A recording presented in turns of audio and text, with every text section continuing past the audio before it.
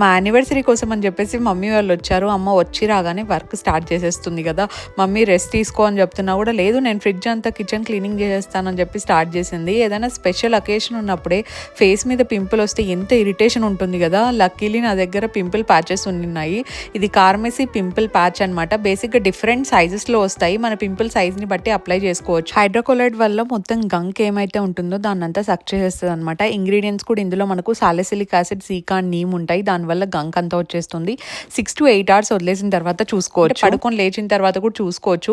Difference కనిపిస్తుంది before after అనేది. గంక్ అంతా ఈజీగా వచ్చేసి ఉంటుంది కాబట్టి సో డెఫినెట్లీ చెక్అవుట్ చేయండి. ఎక్స్క్లూజివ్లీ పర్పుల్లో అవైలబుల్ ఉంటాయి, ట్యాగ్ చేసి ఉంటాను. అండ్ నెక్స్ట్ ఇంకా పిన్ని వాళ్ళతో బయటకు వెళ్ళిపోయాము. పిన్ని దర్శన్ కోసము యానివర్సరీ డ్రెస్సెస్ తీసుకోవాలంటే మమ్మీ ఒకటి పిన్ని ఒకటి తీసేసుకున్నారనమాట.